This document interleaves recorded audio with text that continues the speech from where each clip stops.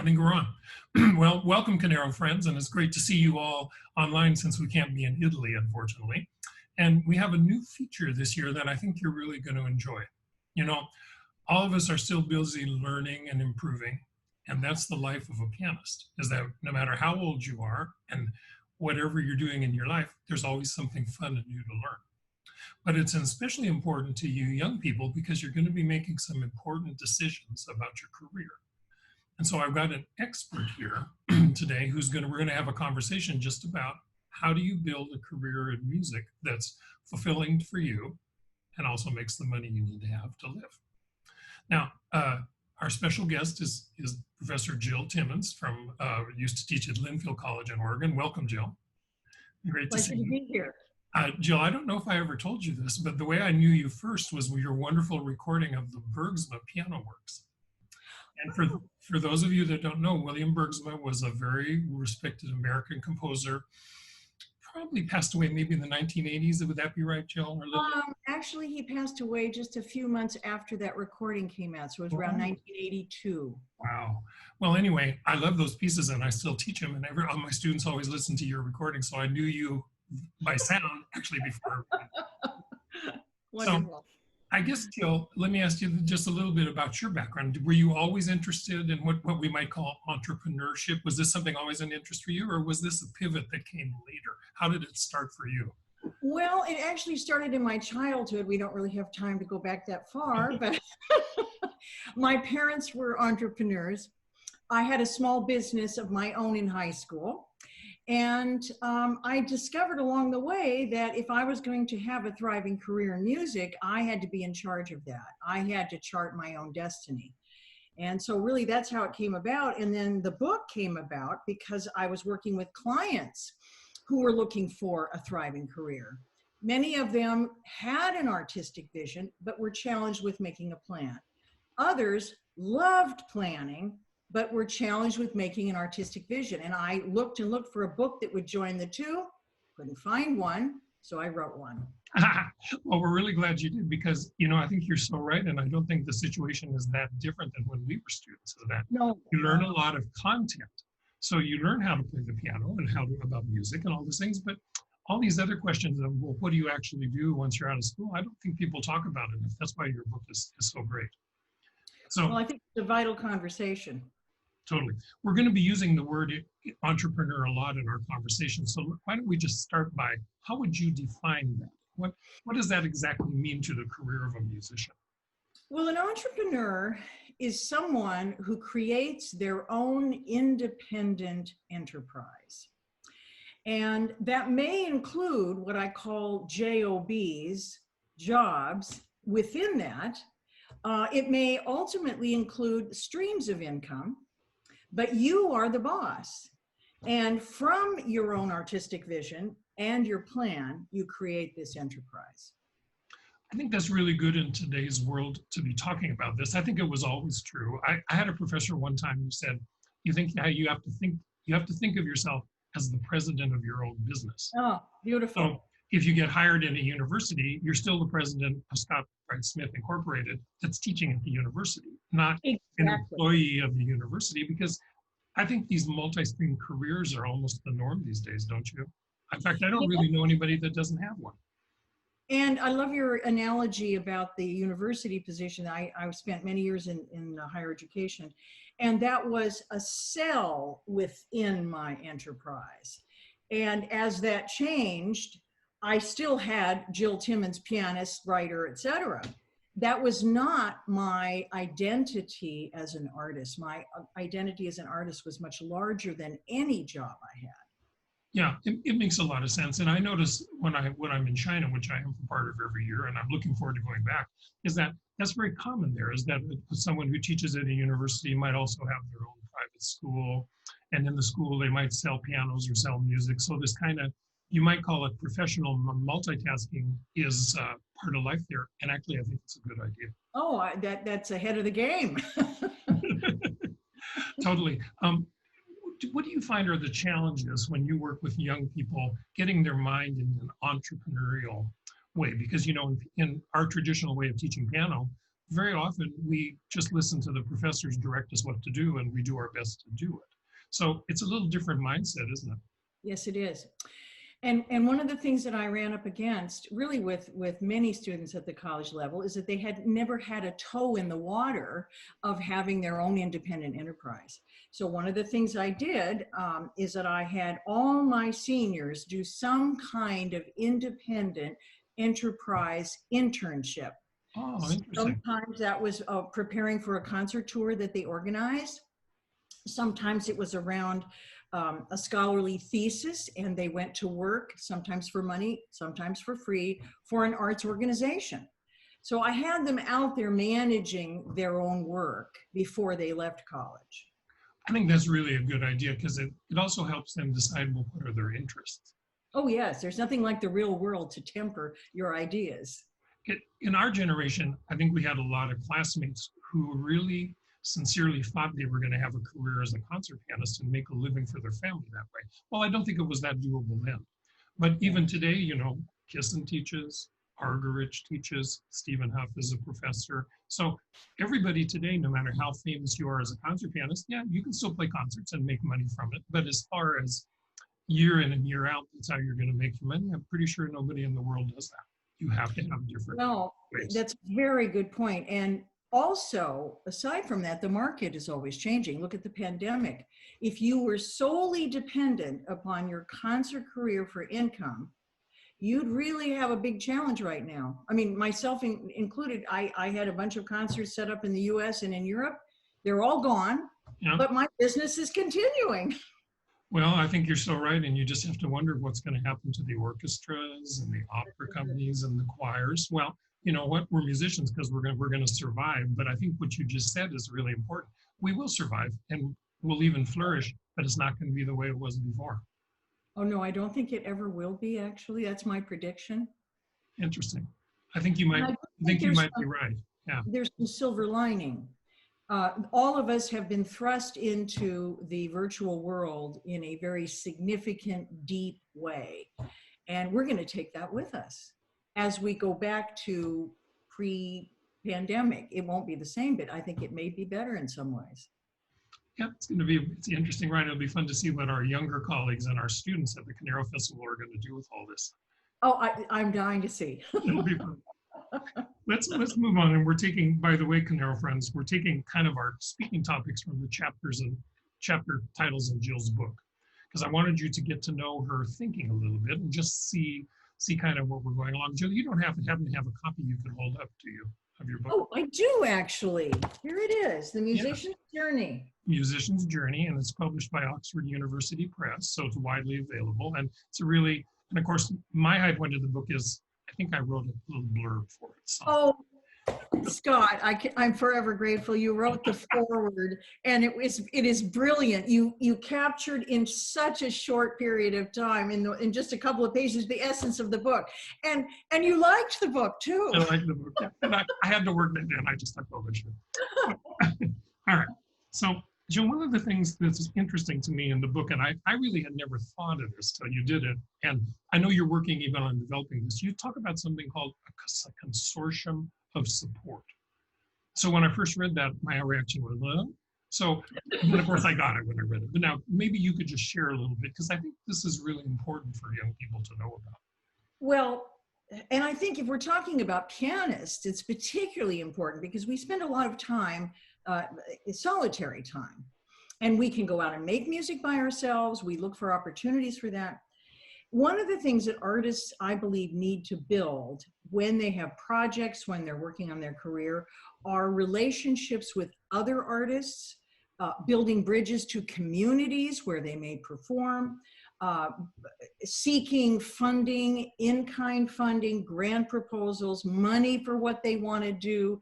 We're constantly building relationships with others and groups. And this helps us move our cause forward. This is kind of hard for pianists sometimes, don't you think? And it's a little bit what you just said, because our training is to sit by ourselves and be very detail oriented, and to, you know, make sure that every little picky thing in our interpretation is perfect. And I'm sure you did that on those virtual recordings. There's really no other way to do it. You just have to sit there until you get it. That's right. And then I it's work not really with quite, not quite the same thing as reaching out to others, is it? no, but our work is in the local environment of our lives, and we need to find opportunities through where there's a need. If we understand what it is that we do well, our mission, our artistic vision, and the plans we're making, then as we look out on the landscape, we find need for that. Now, we can't be all things to everyone, but if we're strategic and we find a need out there, there's where we're going to build a bridge. We're going in to help. We're going in to share our talents, our gifts, our wisdom, our collaboration. That's what I'm talking about in terms of building that consortium of support. I may be jumping ahead a little bit, but is the first part of that for every person identifying what their own unique interests and skills are? Is that the first step, Yes. or is the first step trying to look at the world and saying, what does the world want that I can be part of? Or does it go together? I don't know. What's your thinking? Well, I think it's the chicken or the egg. I think there's some difficulty in defining which is first, but I think fundamentally, each one of us is a unique human being. We are a unique artist. And when we come out of school, often we think, well, I'll be like my teacher, or I'll be like my favorite pianist. That's right. Yeah. But the wisdom, the real opportunity is to be fully ourselves. And so that's that part of the process in which we say, well, how do I envision myself as an artist? What's my mission? Why am I here? What have I come to do? How am I helping the world? From that, we make a strategic plan. And that's the tool to build a bridge to the need in the community. Mm-hmm. Yeah, I see what you mean, because so many of my graduate students sort of want to do the same thing I do. And I always say, even before the pandemic, that may not be there for you. The world is changing already before we had COVID-19. So something will be there, but it's probably not going to be just the same as me, and you wouldn't want it to be. I'm an old man. You don't want to live my life. No, you want just to live your life. miss out on not being you. What is it Oscar Wilde said? Be yourself. Everyone else is taken. I forgot about that. That's pretty funny. I love that. Well, what if you were a student and you're still kind of learning and you're not quite sure what are the first steps in this? How do you have some specific things? How would you guide them and give them just some specific things to be thinking about and maybe That's some tasks? Really good question. Really good question. So here's the assumption. If you're an advanced pianist, that like the people that are coming to the Conero Festival, chances are you've spent a lot of time crafting and acquiring your skills and talents. So they better do. They're supposed to be practicing. Yeah, you're right. Okay, we're practicing a lot, right? All the time. Yeah. You probably have a deep passion for music. Now, out of that, you may be sorting how you want to live that out.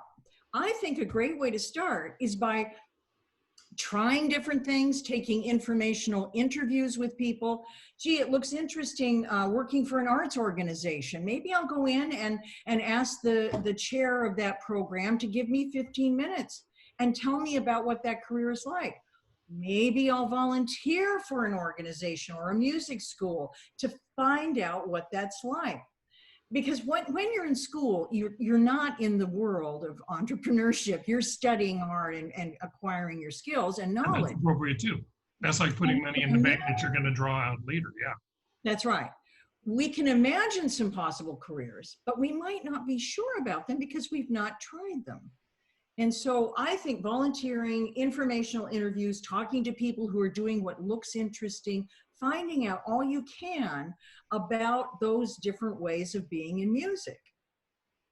It's really good, because I think a lot of students think, well, that all sounds good. I'll do that when I graduate.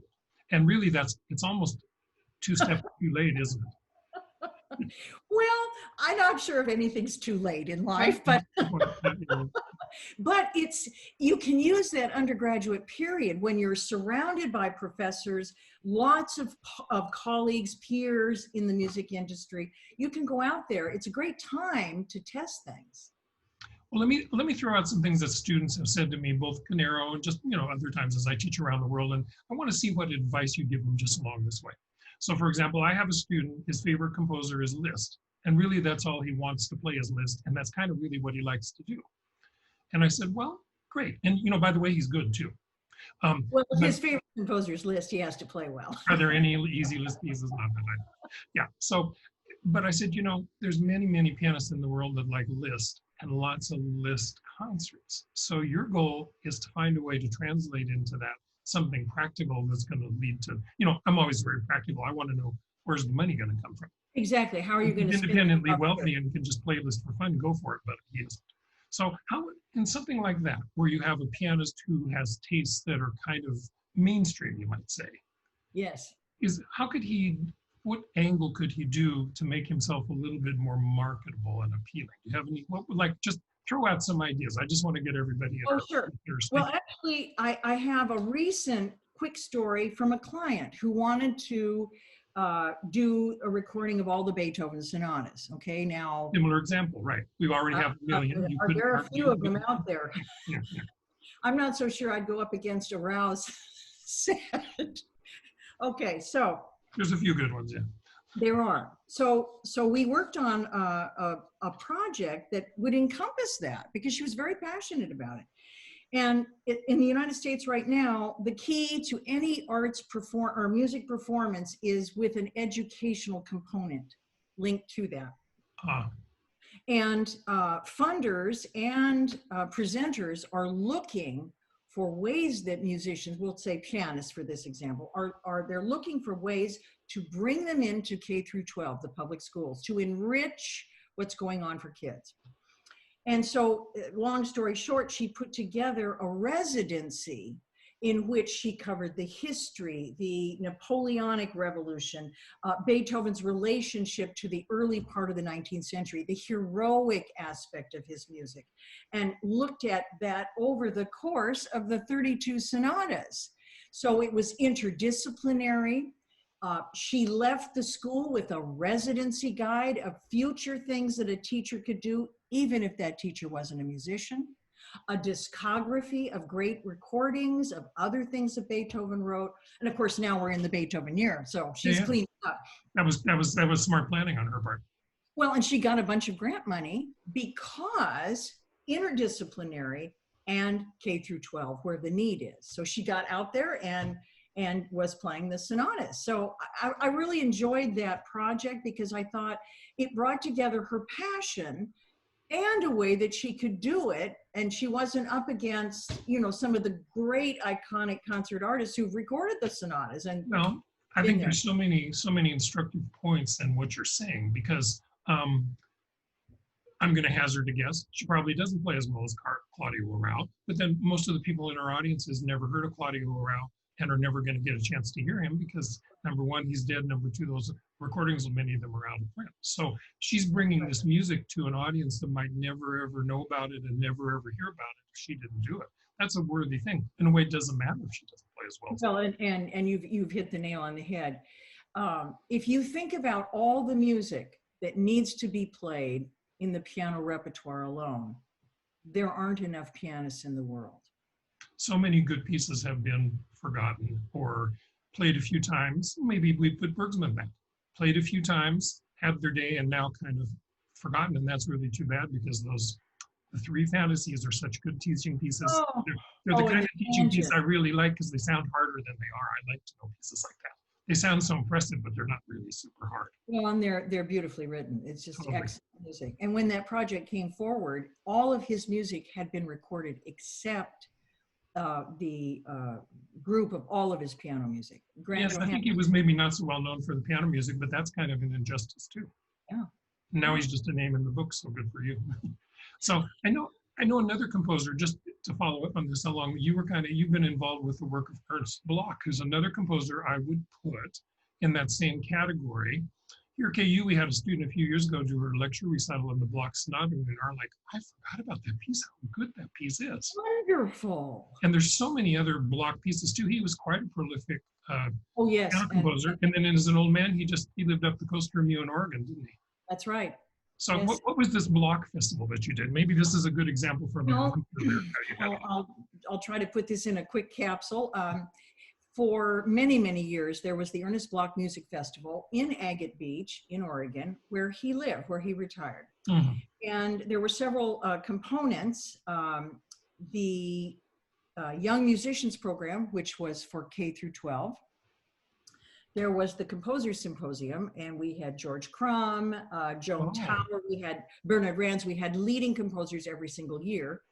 And then the artistic director came to me because I had performed on the festival, and he said, well, what about maybe doing a piano master class or, you know, something like that? And I proposed the idea of a 2-piano institute. I said, there's nothing out there addressing the genre of 2-piano repertoire.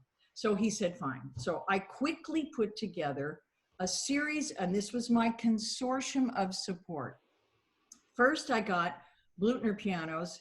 I had a good contact there, and I had bought a couple of pianos from him out in Michigan, and he drove out 2 9-foot grands and a practice grand, free of charge. hmm, That was my ticket to get some other things. sure. So then I enlisted Travelocity Travel, an international travel company, and they gave me 4 tickets for international artists. Wow. Had free travel. Then and of course the hall was already free. Then I talked to a local hotel, and I said, I've got 7,500 people coming. I want you to give me a discount. So they discounted the hotel fee by 1/3 and threw in a free continental breakfast and a little lunch of soup and sandwiches, free. Wow. And then The from whole there, thing's coming together, huh? well, but you see what was going on is that they're building on what other people are joining with. And then Linfield College became the fiscal agent. So they offered credit, and they did all of the bookkeeping because I was a professor there as well. I got catering to do a discount, a wonderful local caterer who wanted to be on all the printed material. So she gave us a big discount. And then I wrote 3 grants, Aaron Copeland Fund, Oregon Community Foundation, and I got a grant from Linfield College. So it worked. It worked really well for 5 years until the festival at large closed. But we had 75 to 100 pianists and marvelous 2-piano groups. So I did the opening concert with one of my 2-piano partners, and the rest is history, as we say. But it was building this brick by brick, and I started with the free pianos. Well, I think there's some good points here. So I'm just going to summarize, and you kind of tune in. First of Absolutely. all, it seems like, you know, of course, China government supports these things too, and their funding. The whole structure is different, and I wouldn't even presume to pretend I understand it, but I know it exists. And so it seems like, from what you're saying, the first thing is to have some kind of interest and identify, I might call it a lead gift, some kind of contribution that everything else builds on. See, it wouldn't have done any good if someone offered free breakfasts if you didn't have pianos. That would be the wrong order. No, I wouldn't have gotten So you really. kind of have to make a priority list and see what you need to do to get those big things in there. So to go back to your story, what do you think was it that interested your Blutner friend to do this festival? How did you, because sometimes piano dealers might say to you, well, who is Ernest Bloch? Well, the owner of this business was a very fine pianist and musician himself. So of course he knew Ernest Bloch. Yeah. And I knew that he wanted to sell pianos. Well, yeah, I'm pretty sure he did. And the Bloch Festival had been written up in the New York Times, all over the country and media. And so he was very strategic because there were a lot of college professors coming to this. Well, they have budgets for pianos. This is interesting because it goes back to, in a way, what we talked about a minute ago. You already had a little consortium of support. It really wasn't the very first thing you did to go to Blutner. I mean, it had already been covered in a famous newspaper. You already had a kind of a consortium of support, which really needed that big thing. That's right. I had a presence, and the festival was well known. So anybody who signed on to it would get all of that publicity. But who's going to be first? Because I had no money. I had nothing. And then because the artistic director wanted me to build this. He said, you want to do this? Here, I don't have any money here. So I started with the pianos. I've got a great job for you. No pay though, and no funding. But oh, we had this beautiful performing arts center in Newport. Oh, I mean, it was just, I knew I could put something together if I had a couple of linchpins, and the college jumped on it because summer, continuing education, they'd get all sorts of people to register. well, sure. And they have to still keep the facilities in condition. So they're just sitting there. Why not? Yeah. Exactly. So when I got those two pianos, then I decided to build from there. And I thought Travelocity, being an international travel company, if I could get them to sign on, then that's a magnet for everybody else. And I waited until the end to write those grants. Because then you had all your chips in place. That's right. And you Well, get that is money. interesting. And of course, if you tried to do that today, you'd have to do it a little differently because the world has changed, not just the pandemic, but some of those things don't quite exist in the same way. So I want to go back to the first thing we said about, which is just, if you're interested in this, show up. There's other people doing similar things now. Maybe you could volunteer. Maybe you could get a part-time job. Maybe you could work at a big piano competition if you're interested in that and learn how to do it. And then 3 years later, have your own. So it's that whole thing we started out talking about just show up and be there and see what opportunities come. And notice where your interest and curiosity is. What's capturing your attention? That really comes deep from within your artistry. Oh, that looks interesting. I wonder what that's like. I'd like to know more about that. Go there. Makes a lot of sense. Well, our next topic is a big one. And in light of everything that's happened in the last year, we probably should have been doing this last year, but who knew? And it's something that you call preparing for change. And now maybe we should change it to coping with the change that's ongoing. And I would add another word, adapt. Adapt. So talk about that a little bit, because we've touched on this several times already today, and we could go on for hours. Our world is changing in a lot of ways, and the pandemic is going to speed up some changes that were already happening. When I'm talking about that, I'm talking about the move to technology. Yes. And so I think that was already happening, and this is just going to speed it up. So how do you cope with that? I'm still thinking of my student that likes to play Liszt. I mean, here at KU, actually, it's kind of interesting. We have a Liszt piano. It's one of the very last pianos he played in his life. It's in our museum. Oh.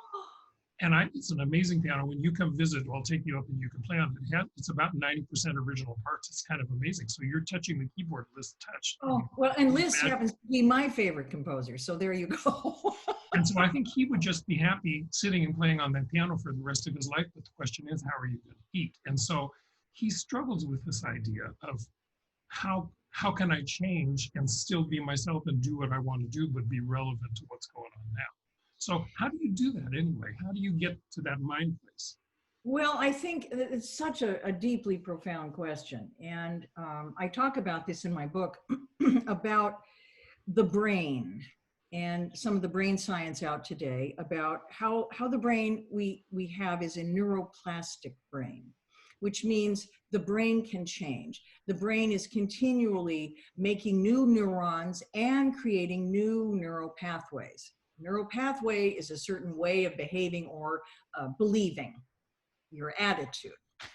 Change, we can act like we're going to change by somebody saying, oh, you need to do things differently. Okay, I'll go over and do that. But if we don't fundamentally change, and that's the word adapt, if we don't say, okay, this is the new normal, where are the opportunities? How am I going to bring my creativity to this situation in new ways? In other words, how am I going to play Liszt because I really feel that in my soul? How am I going to do that in this new environment? That's going to create a new neural pathway.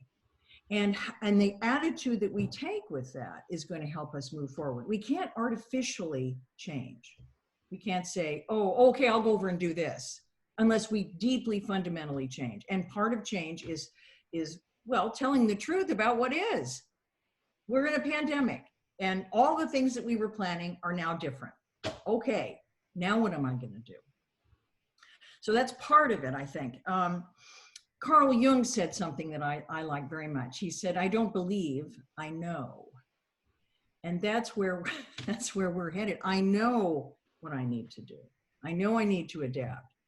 And change requires all of us to be in the present. It's very tempting, Scott, as you, I'm sure you know, to go back and long for bygone days. But those are over.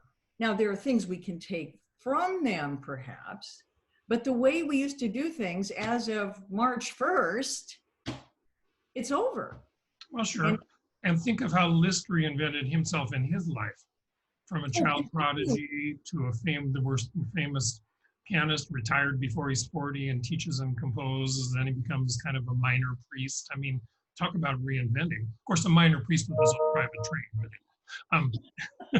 But I mean, my point is, Liszt was able to adapt to what he felt and wanted to do at that time in his life, and to find a way to make it work within his world too. he's a marvelous example of that because he was continually morphing through his whole life. And the thing that drove him was his personal motto, génie oblige in French, the obligation of genius. So he would do one thing, fulfilled with that, and go on to the next thing as a gift, as an obligation of his genius. He's a fascinating composer. Really And in is, fact, yeah. your student could put together a really interesting touring show about Liszt that would be interdisciplinary. Well, But I hope he's listening, so we'll give him some good ideas. You know, a lot of our listeners are already teaching, and some of them are still in school and teaching part-time, and some of them are just young professionals who have just started their career, or in some cases already started their career and then went back to school. So it's kind of a mix of young people, all of whom know they're going to be teaching. So looking at this issue from a teacher standpoint now, how could a teacher help their student with this? You know, I find for myself, I have all good intentions, and then I run out of time because we're so busy getting ready for this recital, this competition, all that sort of thing. And I don't think we deal with it. I'm talking about myself. I'm guilty of not dealing with this enough. Do you have some suggestions for us teachers that we could do?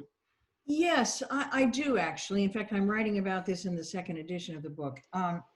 I think we have to weave it into our teaching as we begin with the students. So for instance, my freshmen, when I had them at the college, I would say in our first lesson, what's your perfect life in 10 years? Well, they hadn't thought of that.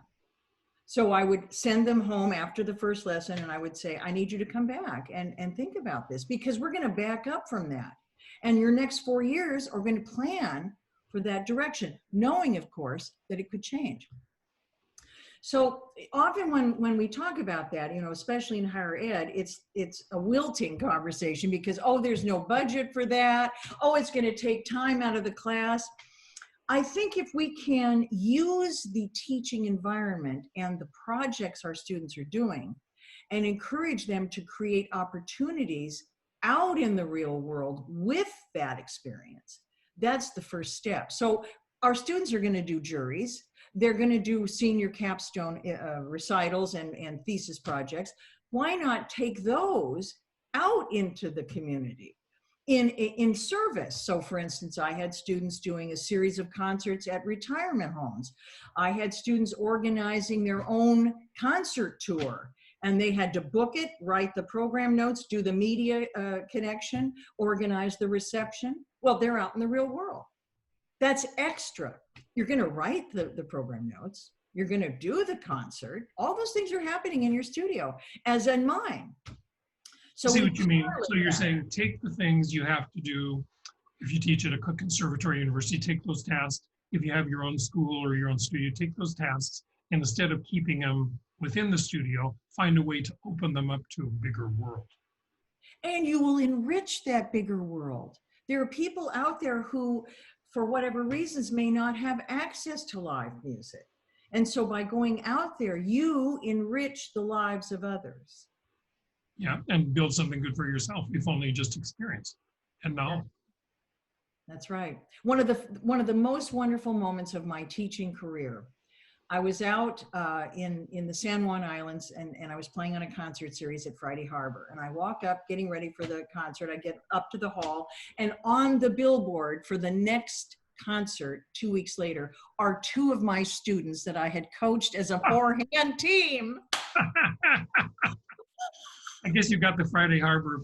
For our listeners, Friday Harbor is a very cute little town on an island in the San Juan Islands, and pretty much there's Friday Harbor and then some farms and some trees, and that's about it. So I'm glad to know you've got the concert life going up. Yeah, it's very charming. It's pretty. Yeah, it's really cute. All right, now our students at Conero Festival are very serious and very practical. So I know if they were here with us in person, they'd say, okay, I understand, I'm willing to try, I want to do this. How am I going to do this? How can I take the vision and turn it into a specific plan? And I remember when it was a long time ago, but I remember when I was young too, and it was scary. I did have ideas. I did want to try things, but it was just scary to know, and I didn't really know what to do exactly. Of course, this was before really there was anything to do. This was before computers and everything too. But still, how can you take your vision and turn it into a plan? Well, the first step, of course, is having a very specific idea about your own artistry, your passion, what's driving you in this industry, what is your heartfelt desire. And then what I recommend, once somebody has a vision in place, then the plan starts with, okay, what is it that you want from this vision? Now that can go in a myriad of directions. Well, I'd like to have a school. I'd like to have a teaching career. I'd like to be combining teaching and performing. I would love to work with young people. I would like to work with recreational adults. Okay, so we begin to get specific about how that vision would live out. Then from there, I always start with a calendar, a timeline. Timelines make things real. Oh, that's interesting. So that's your next step, is the timeline. A 5-year plan, back up from that, a 1-year plan, back up from that, a monthly plan. Well, I think I know what you're going to say, but I'm going to just ask some questions the students ask me. Teacher, I don't know what I'm going to be doing in 5 years. Well, this is where the issue of paradox comes in. We make our plan and we are flexible. We can't know what is actually going to happen in 5 years. Okay, I'll give you an example just from my own life this year. I worked on an intricate plan for 1.5 years, as you know, because you were at my festival, to perform the Goldberg Variations with a Baroque dancer from Spain. And Jill, I'm just going to interrupt and tell our listeners about that because they don't know. Professor Timmons lives in a very charming little town on the Oregon coast, and where she thinks she's looking at the camera, but actually she's looking out over the ocean right now because I've been right there. I know what the view is. And so you very creatively have a festival, and I think you use, is it the town hall? Is that where you have it? I don't know. It's a little municipal firehouse where the fire station is. Yeah, because it's just a little town. There aren't really big concert halls or anything, and yet everybody in the area comes out for it. It's very successful, and so I think you have a passion for the Goldberg Variations, but you put a little twist on it. So just take a minute and give a little information because they'll be interested, I think. The invitation actually came from my colleague Ludovica Mosca, who's a concert pianist in Spain, but also a professionally trained Baroque dancer from France. So she and I used to have the same manager for years as pianists, and she called me one day and she said, I'm going to be in Oregon. I'm playing at the Bach Festival. How about if we have lunch and get caught up? So we did. And she said, Jill, by any chance, do you play the Goldberg Variations? Well, I'd been thinking about it for years, but hadn't really done it. So she invited me to learn it, and she would dance the Baroque dances embedded in this work. So we planned this. We gave our opening debut concert at the festival, and we were about to go on the road throughout the United States playing this, and then on to Spain and Belgium. This was all ready to go. It went away. Yeah. All of it like that. It was postponed, but you have to adapt. So what we're doing now is we're getting ready. We're talking to our manager for this. We're continuing to practice. We're thinking of new opportunities, new connections with other presenters, ways of doing that. You make your plan, you make your 5-year plan, and along the way, inevitably, things will come in. Some will move you to a different direction. And in fact, there may be things that are even better you haven't imagined. Well, I think there's a couple of really good points that you're making here. The first thing is, in a way, it doesn't matter if the 5-year plan comes out just exactly the way you thought it was, because you learn so much in the course of it. And if you're doing a good job learning, you can kind of adjust as you go, so you're not stuck with the initial plan. I think I hear that's what you're saying. The Well, global and integrations are still going to be there. Baroque dancing is still going to be there. You guys still want to work together. So it's just the initial way you're doing it's changing. It's not really the whole thing. that's right. And one of the things I encourage my clients to do is to stay open to new wonderful things that happen to come along. Don't be stuck in, okay, I have to do it this way in 5 years, no matter what. Because sometimes incredible opportunity comes along because you're working, you're going along on your path, and you want to be flexible, you want to be agile. You want to say, oh, I think I'll go this direction because just got this fantastic opportunity with the things I'm doing. There's a second thing I want to talk about here too that kind of goes back to what we talked about. If you, well, not you, because I know what you can do. If someone came out of the blue and said, you know, I want to go to a small seaside town in Oregon and I'm going to put a concert in the firehouse and it's going to be Bach Goldberg variations with Spanish dancing. What do you think of that idea? And I'd be like, you might struggle to get an audience. That would be what I would think. I would say, yeah, New York, Los Angeles, a bigger, more sophisticated audience. Yeah, that might go there. Small seaside town in Oregon. And yet I was there. So they all, only. the hall was full and they were enjoying it and they got it too. I mean, they weren't just sitting there like, because you have to, they actually enjoyed it and understood the different characters. So it's interesting, isn't it? Sometimes the customary wisdom isn't the right wisdom. You know what I mean? Well, yeah. I might not think that's the best idea to do, and yet actually turned out to be a great idea. Well, first of all, I mean, I knew my community. It's very diverse, and there was nothing going on like this. And it's the summer, and people want something of interest, culture, and the firehouse was intimate. Amazingly, it had perfect acoustics. And Classic Pianos gave me, you know, Yamaha Corporation supported the whole thing. Then I went out and started talking about it, and I got sponsors in the town, and the Chamber of Commerce was excited about it. The thing is, and you know this, that work is such a visceral experience of joy and exuberance, and everyone's going to like it. And if we talked about it before we performed, and we wrote some program notes to bring. We had farmers, we had people in the forestry industry, fishermen, concert pianists. We had people from all over the country who happened to come. There was somebody who happened to be just traveling through from New York who came. So, I mean, you don't ultimately know, but my sense of things was this can be fun and it's going to be interesting, especially with the dance. All right, I'm gonna extract some things there because it ties in with everything we talked about. First of all, you already had a consortium of support. Second of all, you weren't just this flaky, nutty artist that wants to sit in the practice room all the time. If you scheduled it at the same time as some other community event, maybe it wouldn't have worked because maybe you couldn't get the firehouse, or maybe your audience would rather go to some other event. So you were kind of clever about where you put it. You put it at a time where you knew there wasn't too much competition and that people would be interested. Right. And you also put it in a way that appealed to the community.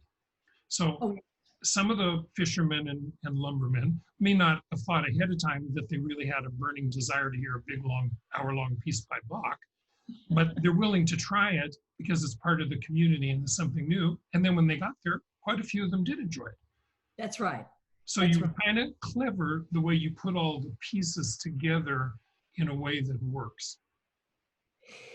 Well, there was a bit of risk involved. This was the second year of the festival, but the first year we had same thing, standing room only, and we did some chamber music. I did do a lot of footwork.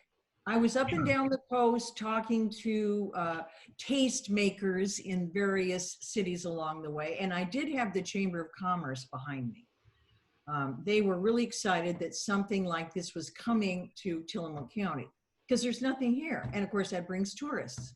And we did it the weekend after Labor Day, which on the Oregon coast is the weather is like the Bahamas.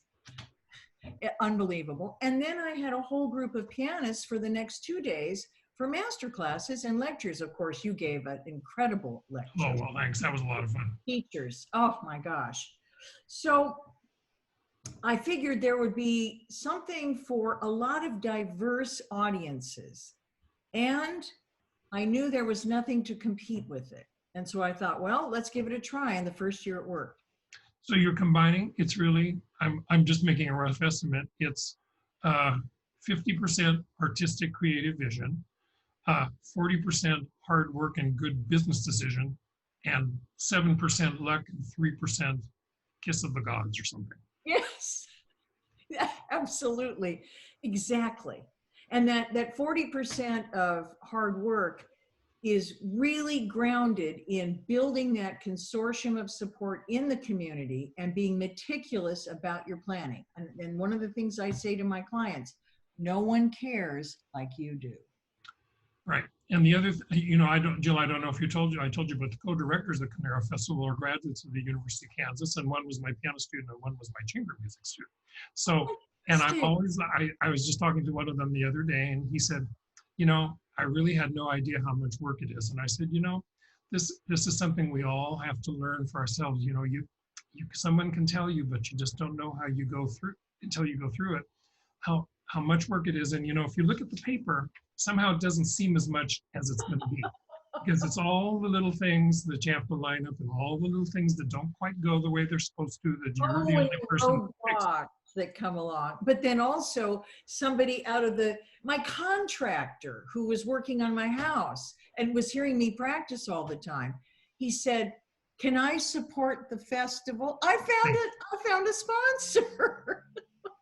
Just by practicing. That's right. Just by practicing. I like these kinds of stories. This is good.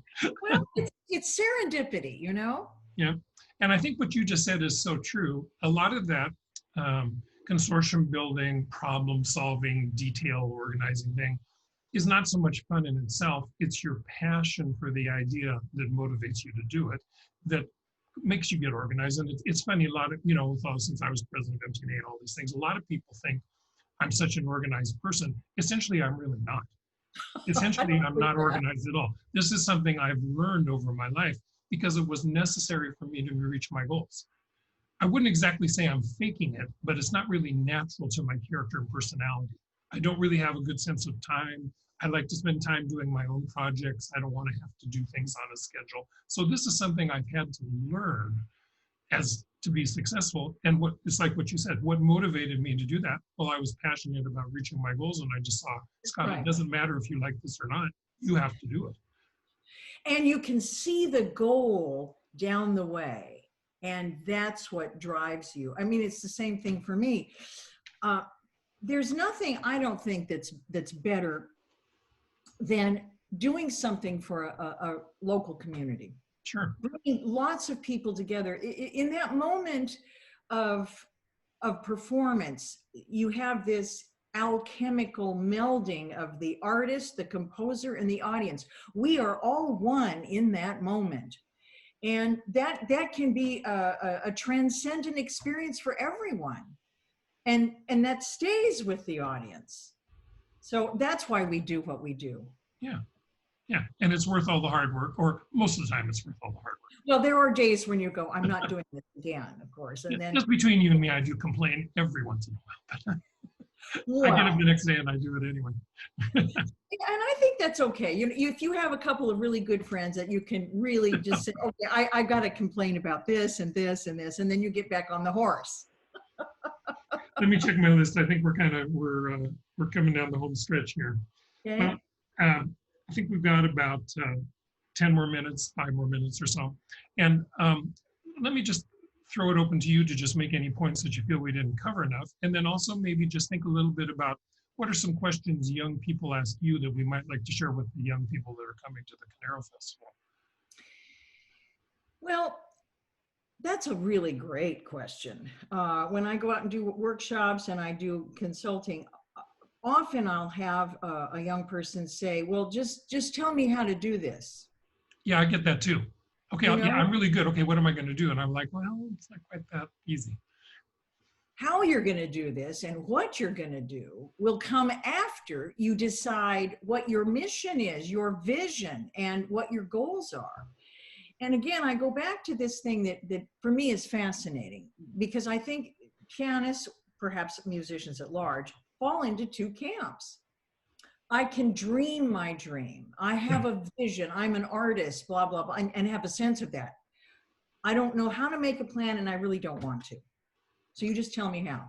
Or the person who loves planning, who has the capacity for spreadsheets and goals and outcomes and all manner of support, but not sure about what it is they want to do. That I subject, see another problem with my students is sometimes they do have good ideas, but they're a little bit locked in the models of the past. So for example, I've got a student who's really interested in teaching younger students and she's really good at it.